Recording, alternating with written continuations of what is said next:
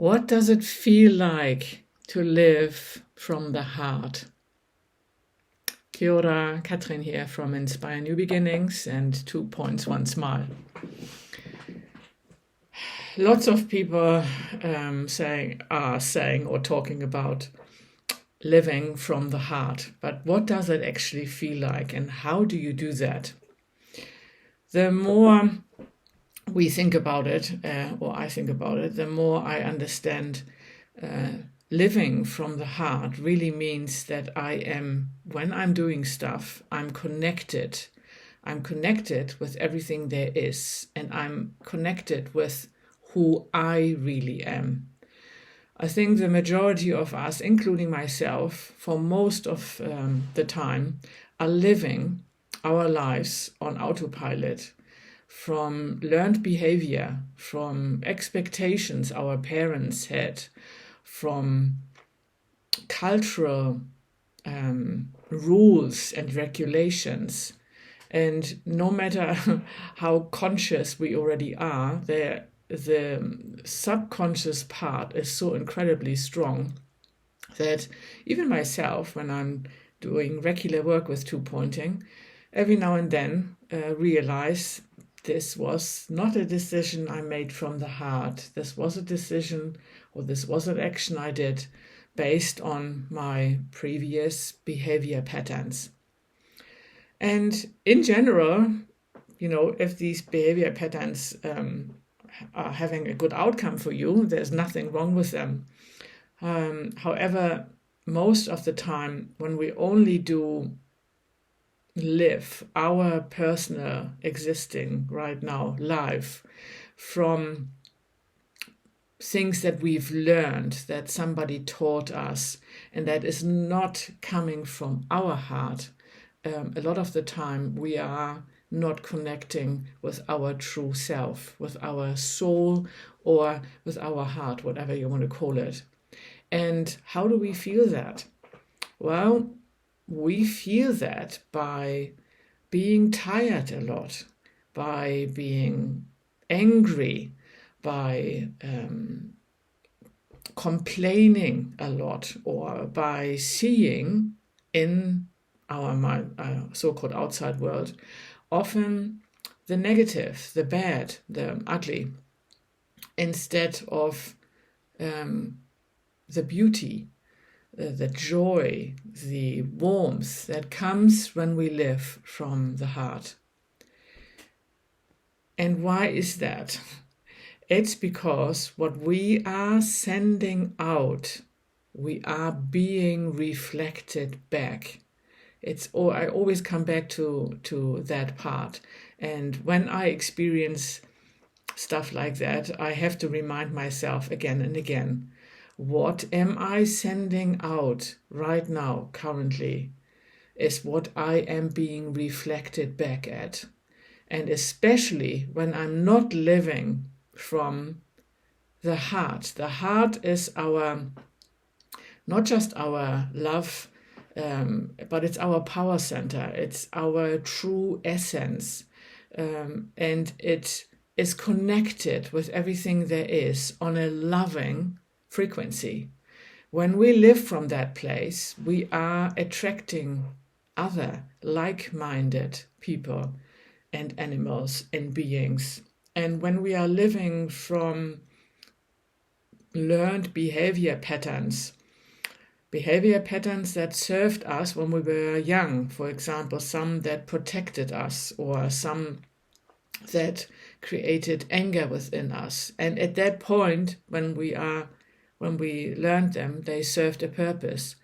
But the more we continue on that and sending that out, we are receiving that part back. And knowing from experience myself, it is an ongoing journey to consciously connect again with that. It's an ongoing work, as you may say. And I believe this is one of the most important works that we as humans can do. And even when we are having moments of we are getting this reflected back. And then you feel joy, you feel you are in love with what you are doing. Things are moving forward with lightness. Things are falling into place. There's no effort. There's no hard push. It's flowing. That doesn't mean that life is just easy, to use a term that everybody understands.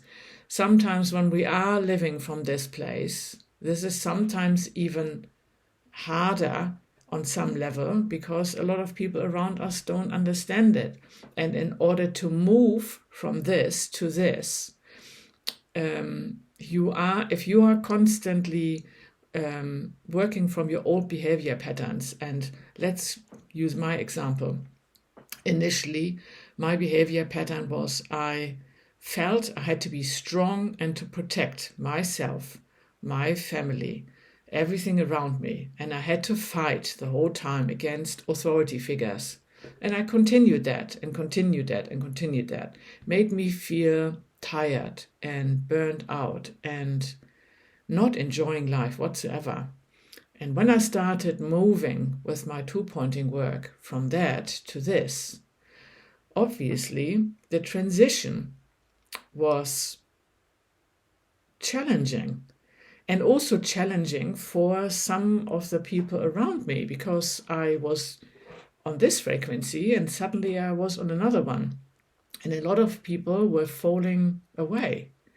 And although these people who were falling away, that was a good thing for me, initially, we then still think, it's unfamiliar territory and I'm feeling anxious. I'm not quite sure what's going to happen. Once you have an experience, only once, on how it feels to live from the heart space, and you can call the heart space your soul, yourself, your trust, whatever word you want to use. Once you have that experience, you would want to continue living from that space. And the work is really to become conscious every single day on what am I sending out, by looking at what am I being reflected back.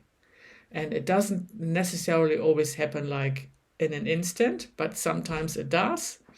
And if you acknowledge over time and you observe what's being reflected back at you, you completely know, yes, I'm working from my old patterns, or I'm working from the new me, my real essence, who I really am.